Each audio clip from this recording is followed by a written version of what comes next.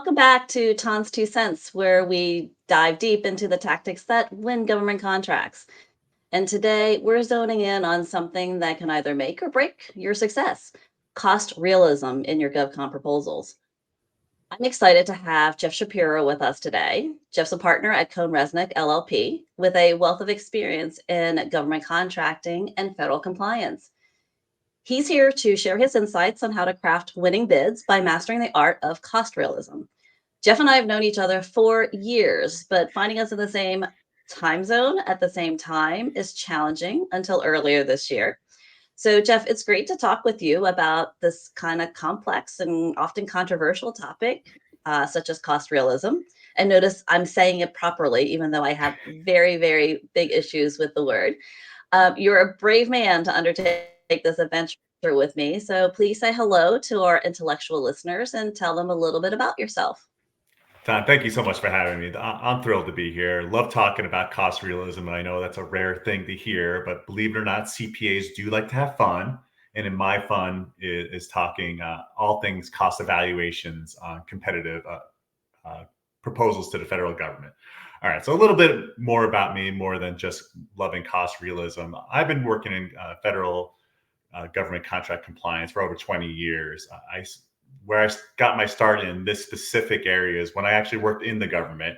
And I can say it out loud, but don't print it down in your marketing materials. But I used to work for the Central Intelligence Agency. And while there, I worked in their contract audit department. In that contract audit department, we were doing incurred cost audits, proposal audits, you name it, we did it. And one very specific task we were often given by our various procurement teams is to assist with cost evaluation during competitive source selections. It was a great opportunity to earn exceptional performance awards. So yeah, I was all about doing that to gain a couple extra dollars, but really getting that experience and being embedded with acquisition officials, both on the technical and procurement side, and get to really understand this cost evaluation process in depth. So I was there for 8.5 years. I ended up serving as the head of cost evaluation teams for some very large procurements, from services related to aviation to manufacturing, you name it. We did a little bit of everything there, as you may imagine.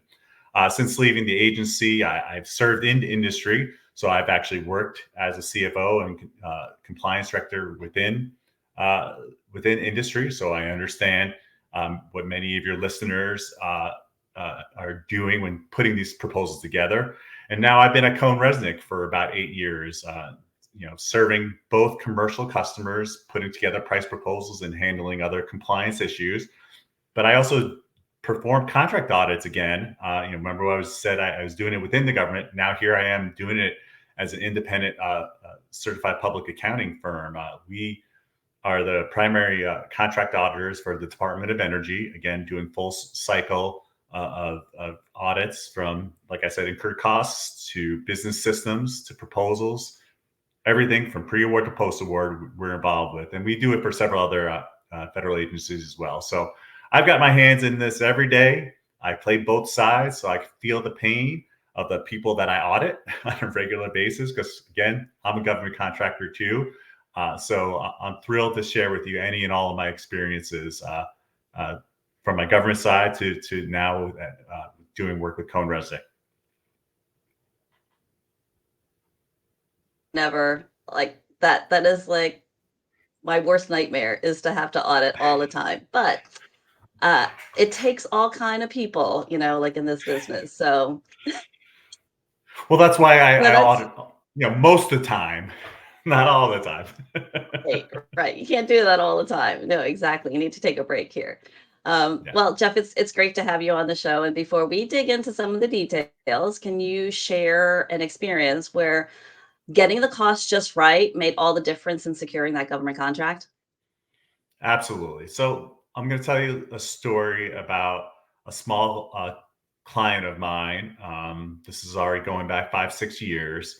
They were maybe a $20, $25 million company, been providing services to DoD, in relatively small capacity, sometimes as a subcontractor and little dabbling as a prime.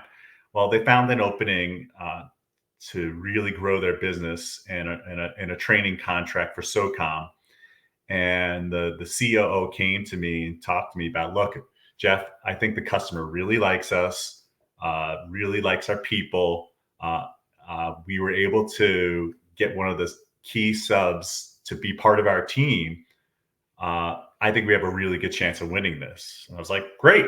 You got a great value proposition. I know, Tan, in your world, like that's what's going to win you the contract. So let's not fool ourselves. Price is very important. We'll talk about that a lot over the next, hour or so, right? But at the end of the day, usually it's your technical approach and your past performances that's mostly going to carry you there.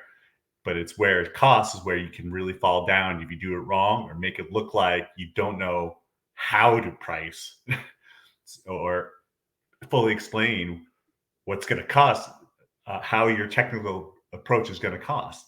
And so when working with this small business, they talked about how lean they were. They talked about how low their wrap rates were. And I said, listen, I love that you have that. And that is certainly going to give you an advantage. But trust me, they've been doing this contract. This was a recompete. I should have explained that. They were trying to take over for a big name incumbent. And when you're going in there, when you're taking on those big name incumbents, yeah, you got to use your cost advantage. But just know that the government only knows what it's seen. And so they're going to take what you propose and compare it. Well, what have I been getting charged for this for the last 5 years? So when you come in with a wrap rate that's going to cause your fully burdened rates to be significantly less than what the government has been incurring for the last few years, they're going to ask a lot of the questions, and you want to reduce the probability that they're going to take your costs and make an adjustment.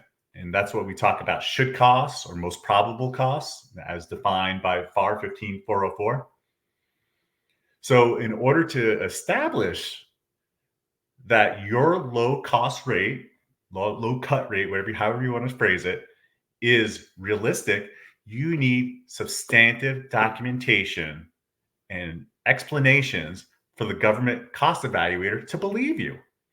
Now, explaining estimates is always a little bit more of an art than a science, as I think you well know. But in numbers, you do have to be a little bit more scientific. The government is usually pretty smart in asking for budgets. But in terms of what other details it asks for to get to their conclusions, it may or may not be within those RFP instructions. So Yeah. it is incumbent on you as the contractor to explain, I have low wrap rates, and let me show you why. So we sat down for several days in a row, scrubbing those budgets and being forthcoming and not waiting for any potential discussions. I would never risk something like that. As you often see in some of these RFPs, we may award this without discussions. The government Oh, may yeah. elect not to have discussions.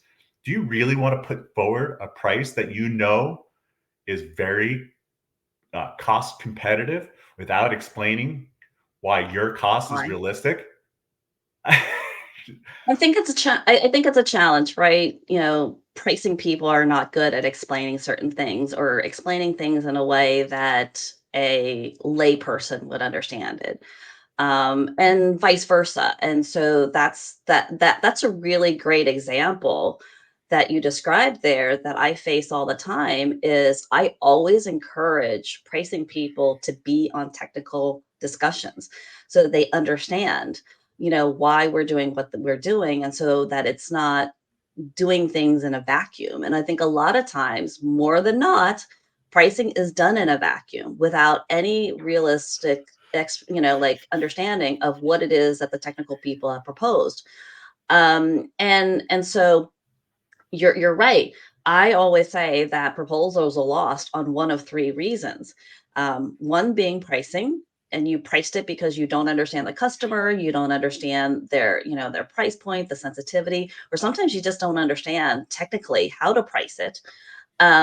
Or two, you lose the proposal on your past performance and your qualifications. You chose the wrong past performance, you don't have the right qualifications.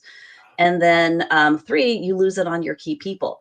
And Mm, so, yes, at the end of the day, the technical usually is the more heavily weighted one, but you kind of have to look at the eval factors because it's not always, sometimes it's other factors that are pretty high in there. But I'm really glad that we're having a discussion on realism here today, is that it's not a matter of, to be cost competitive and to be cost realistic, like that you shave like shave an hourly rate by like a dollar or 50 cents or whatever it is. It's like it's a little bit more sophisticated than, kind of trying to balance the numbers out to come to a certain number. So yeah, let's really kind of dig into our main discussion here. And in segment one, we're talking about strategic introductions to cost evaluation. So I think before we go into, realism, we need to understand from an evaluation perspective, like why mastering cost realism is critical in government contracting, and how can it like to provide a competitive edge. So can you explain a couple of ways that we can try to be competitive with, in this absolutely. very complex world, because pricing is not my thing, and I've always said it's not my thing. So I'm learning. I'm learning with our intellectuals here today. Yeah. Look, proposal, uh, submitting a proposal is a team effort. It will always be a So team let's effort. And let's talk about the cost evaluation. Yeah. absolutely. So from a cost evaluation standpoint, I think it's important we take a minute or two to explain cost realism and cost reasonableness. You hear those terms thrown out all the time in section N's and section L's of RFPs. So I want to make sure we get this concept down. Cost realism is all about evaluating the risk that the contractor has purposely underbid in order to win the contract. Is it really realistic that the contractor can do it for such a low price? All right. And whereas cost reasonableness, not as much as a fear in competitive solicitations, because the competitive pressures will cause offers to want to bid relatively low, but still they still want to evaluate for the risk that certain uh, costs within your proposal are not proposed too high. All right. So now that we've gotten that quickly out of the way, cost realism, like you said, and understanding how that is evaluated and how valuation teams, make potential adjustments. It's all about understanding how you explain how you came to your basis of estimate. And Tan, you were just hinting at, having those pricers really integrated with the technical team. I mean, I've evaluated, as I briefly mentioned, I've evaluated, I don't know, like hundreds of proposals at this point in my career. And you can tell the proposals where the cost team was involved, days before the thing was submitted. They said, great, we finally came up with this awesome technical approach, go price. And they just slap things together and quickly estimate and make assumptions about what the technical team was trying to do. And it's just impossible to follow. And when the cost evaluation team is starting to make assumptions about what the offer was trying to do, you're going to be in a whole world of hurt. They're going to have to make cost adjustments. And that only happens when communication is breaking down between your technical folks and your pricers. I'm not, maybe not only, but it primarily happens that way. So I can't agree with you more on that, Todd. I've seen that too many times. And how about, I'll be, it would hurt me not to mention at the top of this is, for you incumbents out there, don't just go walking in and saying, hey, listen, I've been doing this for the last 5 years and I know how to price this, and that this is how much it costs in the past and this is how it's going to go in the future. Great. That might be some substantiation how you came up with this price, but you better be following those section L instructions on, if it says, provide us a detailed budget that explains how you got to those estimates in your indirect rates or how you get to certain LCATs, you better start putting it. Don't just say, we've been doing this and this is how it is. Mm, Because I can tell you right. many stories where we've seen incumbents just rely on that, on that kind of an argument to say why their cost is realistic. Please don't fall into that trap. It's kind of like the trust us. Like trust me, I can't quite tell you how it is, but just trust me. Yes, yes. The trust us argument is not going to fly. Very important. Here's another tidbit for you. The evaluators can only base what they do, and this applies obviously for the technical side as well, to the criteria as laid out by the RFP. They Right. cannot look at anything else. The RFP says, based on the four corners, old school thinking, of the Yeah. pieces of paper that you submit under the proposal is what we're going to evaluate. And we're going to evaluate against the criteria as written in the RFP. I don't care what you did on the contract 2 years ago. Like, you may talk about it in your past performance. I'm good with Right. that. But if you're not demonstrating and explaining how you got to that cost, or how you can enable that technical solution to be performed at a certain cost without saying we did it, in the past under your contract, so you should understand it. It's not going to work. You have to go through the iterations and provide proof and other supporting documentation. So is there something in the pricing eval factors? Like I always try to read the tea leaves and read in between the lines of what they say, what they mean, how, like what are they thinking? Um, it's like it's a game that I play. It's kind of like with Mm, when Q&As come out, I always try to read the answers to questions and say, oh, well, I think that there are like five different, offers here because questions were asked five different ways. yeah. Or like the customers answering questions in this way, it's this is what this is where they're leaning towards, whatever.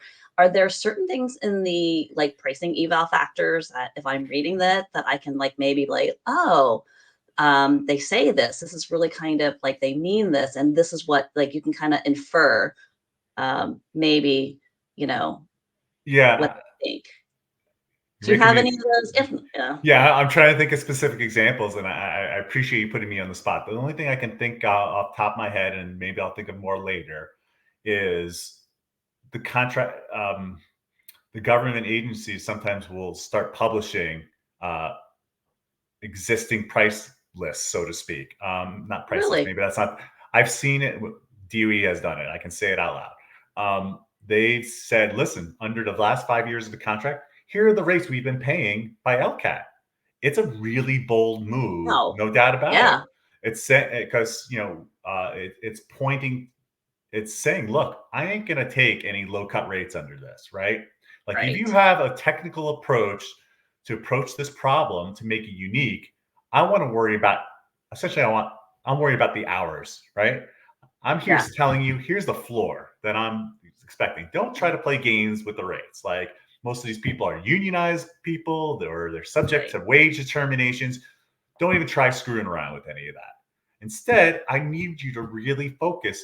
If you're gonna, you're gonna come in really low, because you can see the, per Yeah. SAM data now. I gotta say it, instead of I'm FPDS, it's hard to get used out of the old I'm habits. still gonna say it. I'm sorry. I'm still gonna say it. Yeah, FPDS. Thank you. All right, I'll go with the old, just like saying Tina. All right, let's not go there. Um, I know what the costs Yeah. are for this contract and what's been historically. I can look that up like anyone else. So You can reverse engineer if the that. government, Yeah. yeah, so the government is now saying, look, I'm going to give you the darn rates that we've been paying, so you don't play any games with this. Now you're just like, oh, this is all about unique approaches to how I staff the problem. How many hours I put into this and how I can commit to those hours. That's a huge challenge. So yeah, so that's a big tell. If Yeah. it's happened a handful of times, I've encouraged it. I say, listen, That's a big like, yeah, It's all right. I gotta put you on the spot at least once or twice here during this podcast. So you did great. bring it on, bring it on. Bring it on.